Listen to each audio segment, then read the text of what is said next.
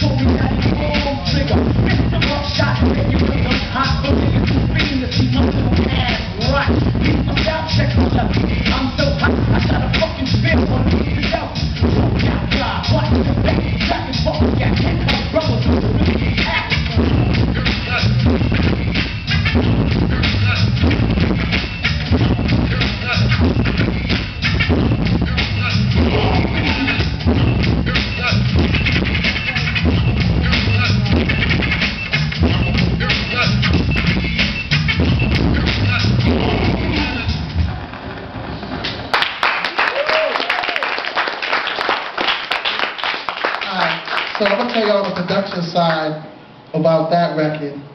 Basically, everybody was looking for the rare beats. They was looking for this. They was looking for that.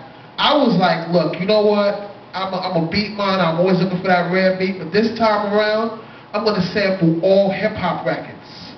The beat is Dandada by Kenny Dope. That was on Big Beat. That was like a party record. The bass line is Just to Get a Rep, Gangstar cut in half. The explosion is The End of I Ain't No Joke. And of course the scratches is Scenario. You know what I'm saying? That's entirely produced off of other people's hip-hop records. All hip-hop records. Yeah. You know what I'm saying? Because I was like, yo, you know what?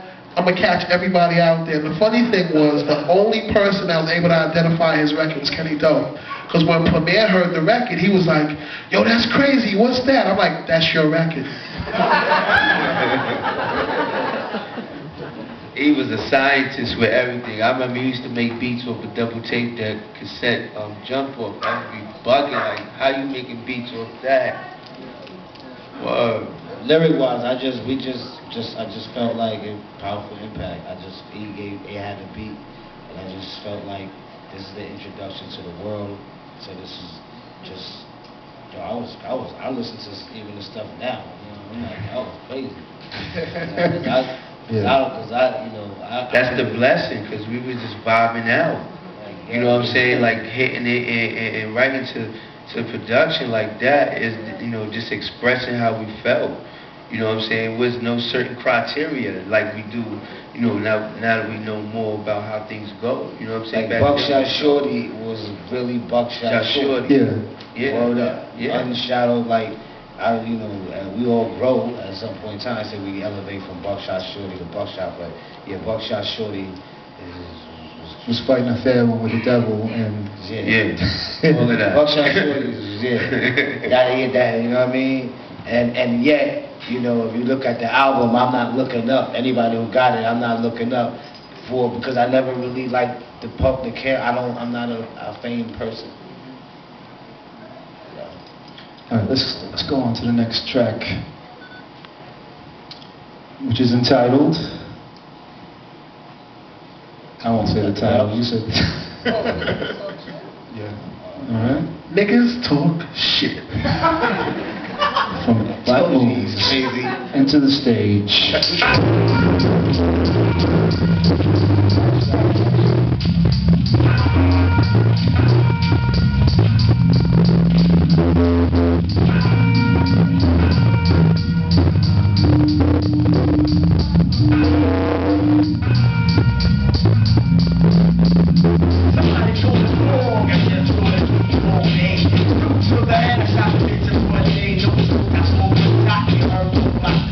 I was back and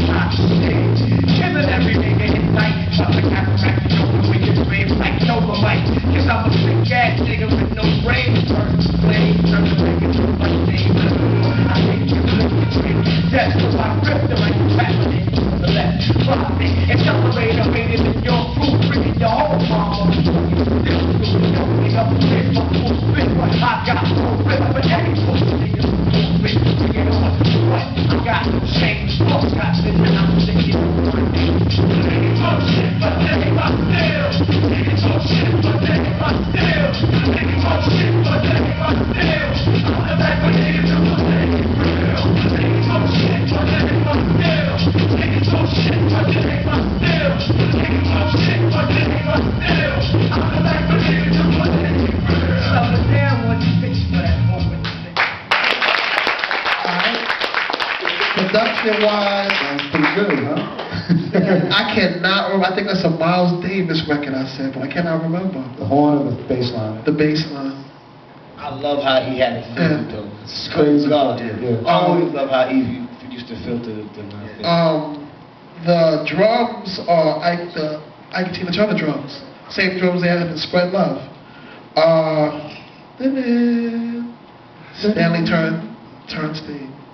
Stanley Turrentine? Yes, yeah, I'm sorry, I said it. Yeah? Yeah. A lot of the horns on the album is the same album. That same album. Really? Yeah. Which Stanley Turrentine album? The one that has the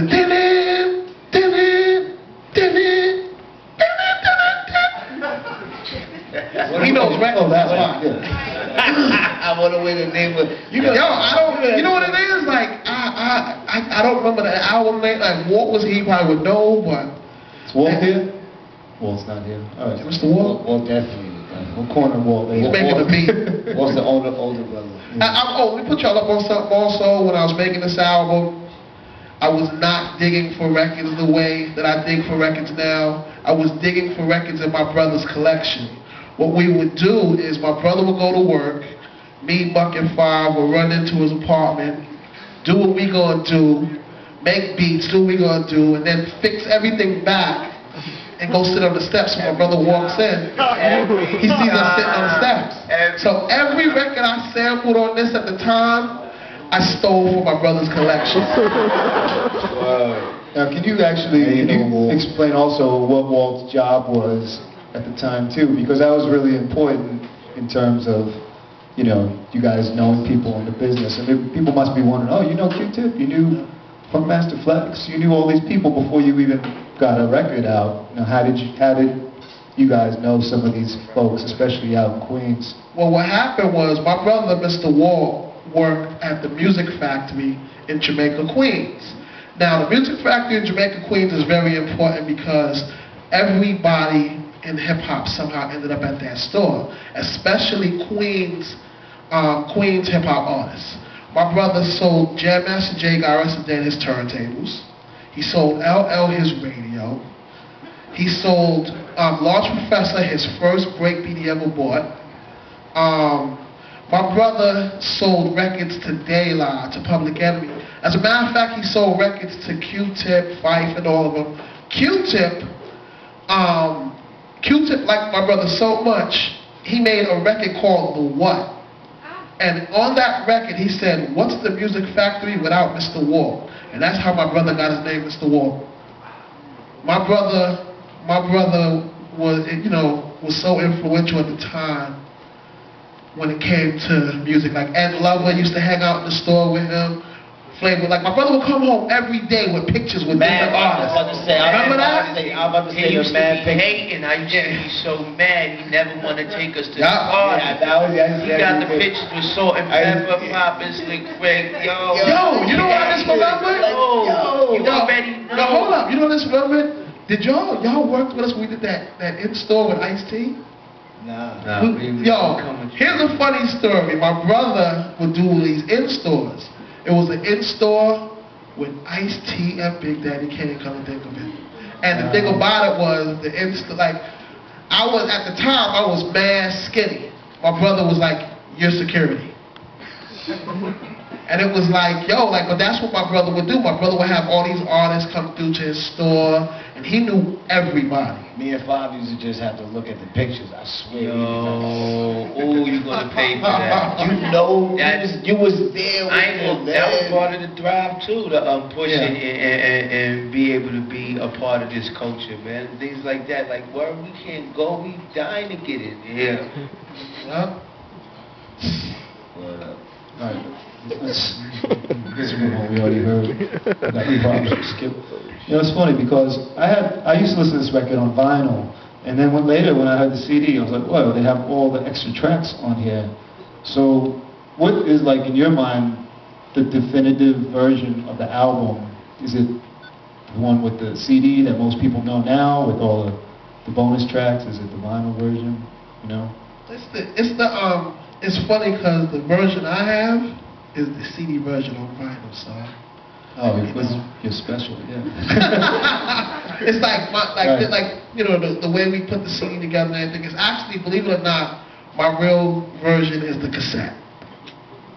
The cassette, because back then the cassette was very important, and me, Mr. Walt, Buck, Five, Drew Ha, sat down and was like, look, we're gonna balance out both sides and make sure the sides are equal, so that there's no dead air at the end of one side, so the other side can get more. You know what I'm saying?